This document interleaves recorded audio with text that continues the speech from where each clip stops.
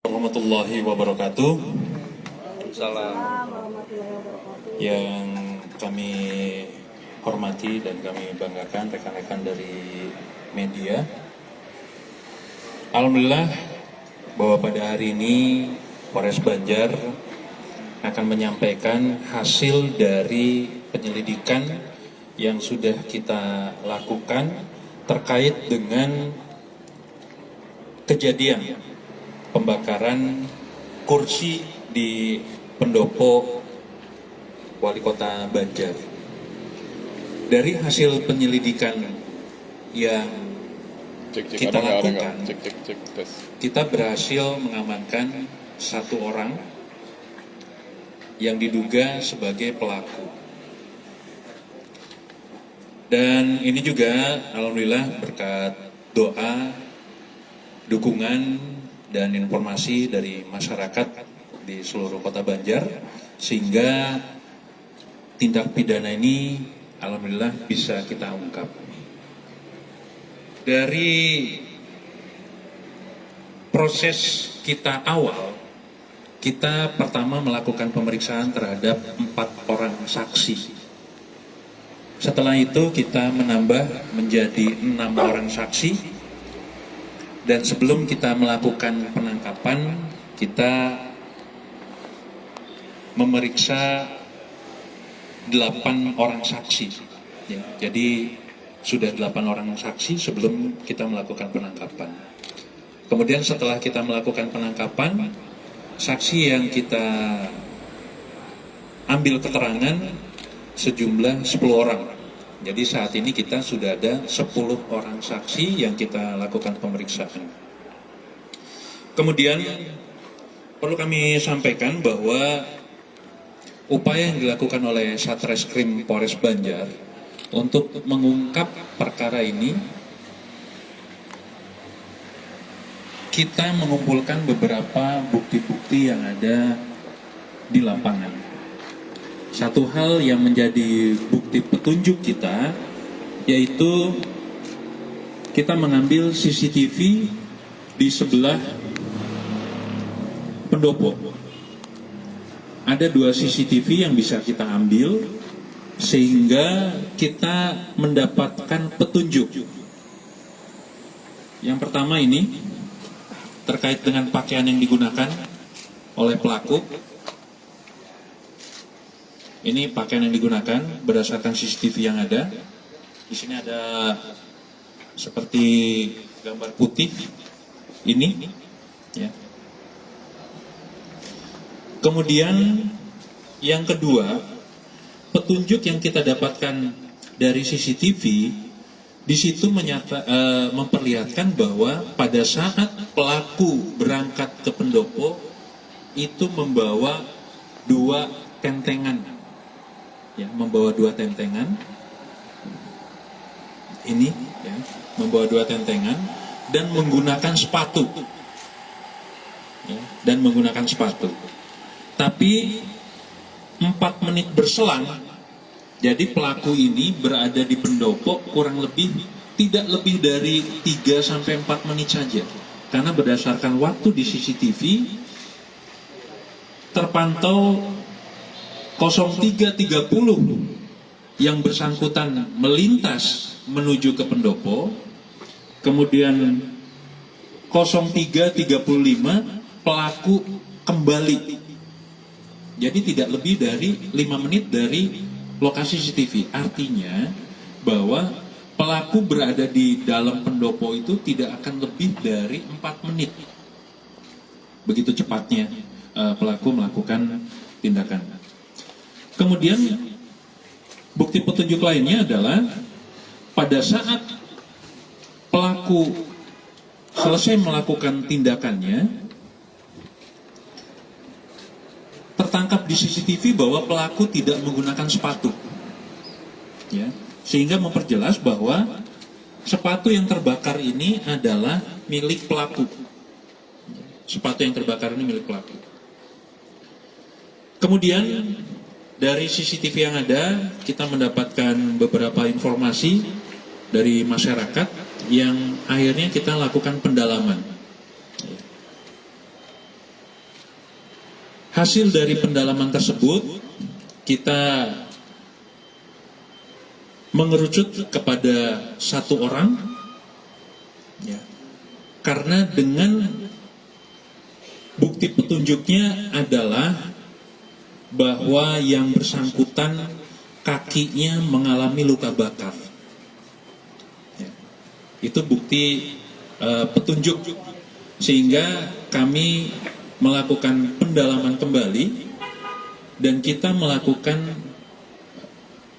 interogasi, kita melakukan pengecekan alibi, dan dari yang bersangkutan mengakui bahwa yang melakukan pembakaran di pendopo wali kota Banjar itu adalah dia. Namun kami tidak hanya meminta pengakuan saja, karena kami pun harus bisa membuktikan rangkaian tindakan yang dilakukan oleh yang bersangkutan. Sehingga semalam kami melakukan prarekonstruksi untuk melihat sejauh mana tindakan yang dia lakukan, mulai dari menyiapkan bahan bakar, menyiapkan uang untuk membeli bahan bakar tersebut. Bahkan dari hasil penggeledahan di rumah yang bersangkutan, kita mendapatkan 2 botol. 2 botol ini disiapkan sebagai, kalau kata yang bersangkutan, ini adalah bom molotov. Dan ini disiapkan dari sebelum Lebaran.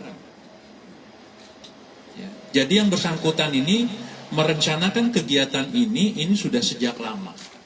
Ya. Jadi ini ada bukti bahwa ini tidak dirubah-rubah, dia sudah menyiapkan ini. Ya.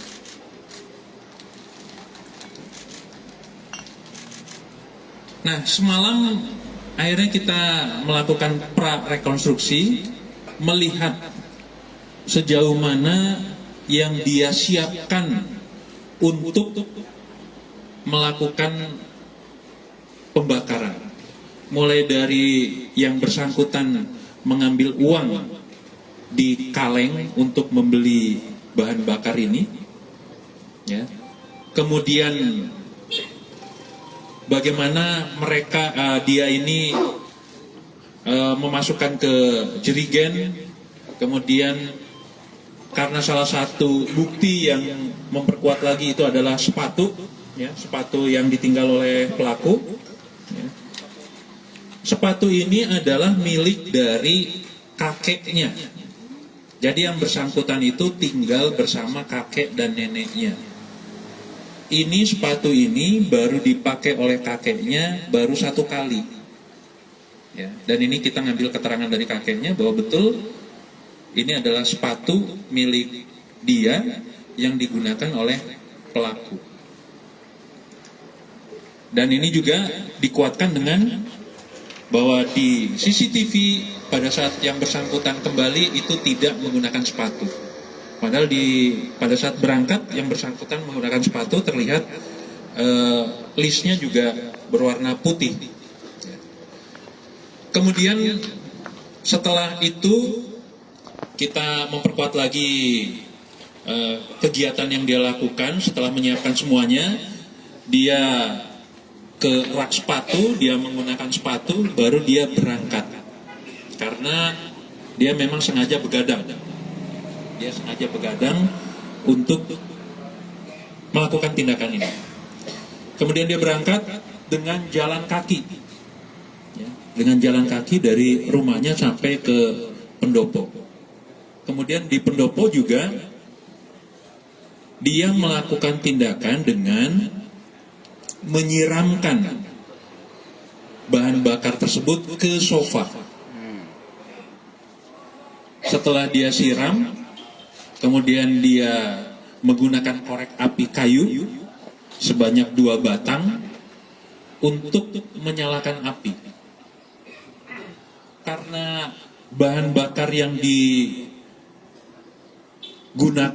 cukup banyak, ya, sehingga berceceran di lantai. Yang bersangkutan tidak membakar di sofanya, tetapi korek api ini dilempar ke lantai. Ya. Korek api ini dilempar ke lantai karena banyak bensin yang berceceran di lantai. Itulah yang menyebabkan kenapa sepatu yang bersangkutan terbakar. Karena panik, yang bersangkutan meninggalkan korek api dan membuka sepatu. Kemudian yang bersangkutan langsung lari melalui pos depan. Nah, ini korek apinya.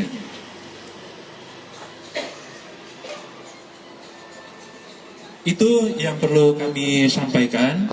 Jadi semalam itu kita bukan melakukan penangkapan, tetapi kita semalam melakukan prarekonstruksi. Ya, semalam kita melakukan prarekonstruksi untuk memperjelas tindak pidana yang dilakukan oleh pelaku.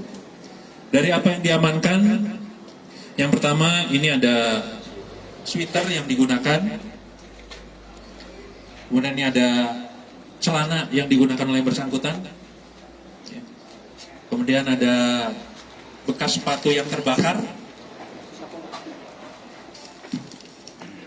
ini ya bekas sepatu yang terbakar, kemudian ini 2 botol yang disiapkan sudah sejak lama sehingga ini disimpan di sebelah kasur, tapi ini memang direncanakan oleh pelaku untuk sebagai bom molotov. Kemudian ini adalah barang-barang yang terbakar. Ini kaki sofa, ini arangnya, ini tirai, kemudian ini adalah kursi kayu yang terbakar. Saya rasa ini rekan-rekan yang perlu kami sampaikan. Sekali lagi kami dari Polres Banjar mengucapkan terima kasih kepada seluruh masyarakat atas doa dan dukungan sehingga Polres Banjar bisa mengungkap kasus pembakaran kursi di pendopo ini.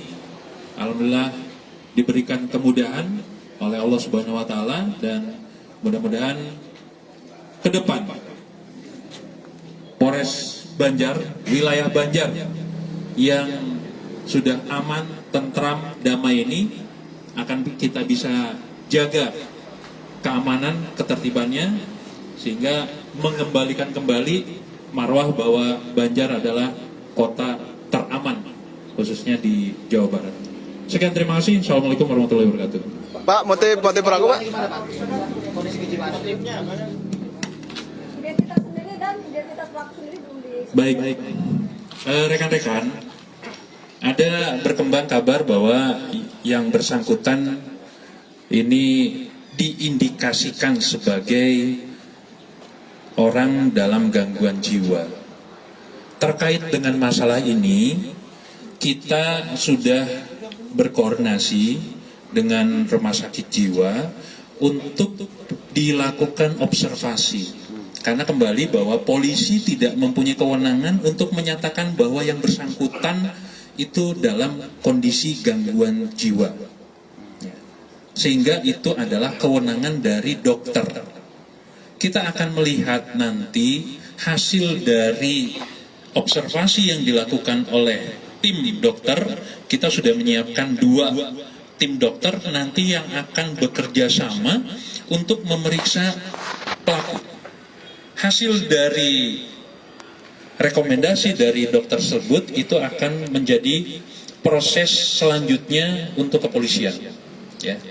Jadi upaya yang kita lakukan, kita tetap melakukan upaya penyidikan. Kita akan memproses. Ya. Namun hasil dari kedokteran itu akan memperkuat apakah ini tetap akan kita lanjutkan atau ada rekomendasi yang harus kita ikuti. Ya. Itu. Kemudian identitas dari pelaku P bin EM. Usianya di sini 20 tahun. Ya. Status masih single. Motifnya bisa diketahui?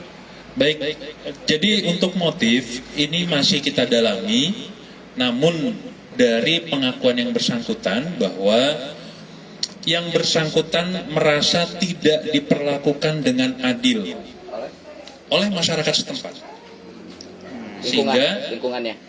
oleh masyarakat setempat, oleh lingkungannya, sehingga untuk menunjukkan eksistensinya dia melakukan ini untuk mendapatkan perhatian. Tetapi dari yang disampaikan oleh yang bersangkutan bahwa bersangkutan pelaku merasa diperlakukan tidak adil. Itu. Domisilinya dan Domisilinya di sini ada di Kelurahan Mekarsari ya. Dan molotov katanya mau digunakan di tempat itu saja atau di tempat lain katanya pengakuan kamu?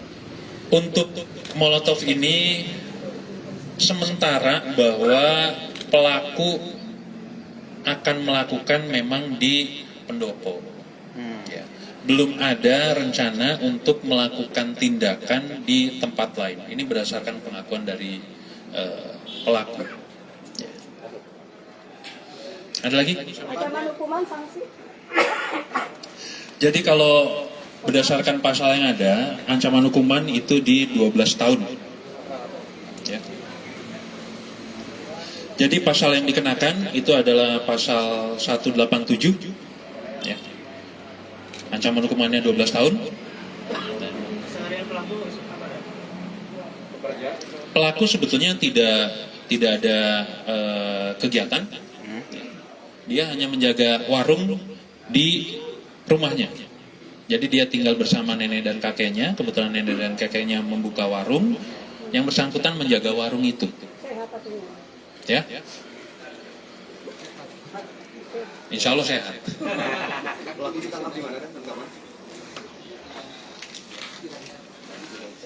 Jadi untuk pelaku, setelah kita dapatkan informasi, kita langsung menuju daerah Ciamis, tepatnya di wilayah Rancah, ya, Rancah Ciamis. Di situ kita bisa mengamankan pelaku. Kalau pelaku sedang berobat kan?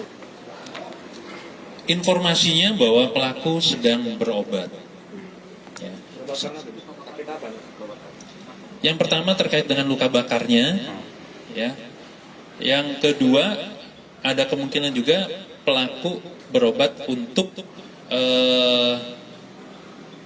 pada saat itu kondisinya dia lagi marah-marah. Ya, jadi untuk menstabilkan. Kapan itu penangkapannya? Itu di hari Selasa. Hari Selasa. Besok kemarin ya. Ya. Selasa kita mau menjelang maghrib. Selasa mau menjelang maghrib. Ya. Sementara demikian, ada lagi yang lain? Sampai saat ini yang bersangkutan menyampaikan bahwa dia melakukan tindakan ini tidak atas perintah siapa-siapa, dan yang bersangkutan juga tidak mempunyai alat komunikasi. Jadi pelaku membeli bensin juga ini dari kotak kaleng, dari kaleng hasil jualan neneknya. Jadi pelaku ngambil uang dari situ ke pom ini.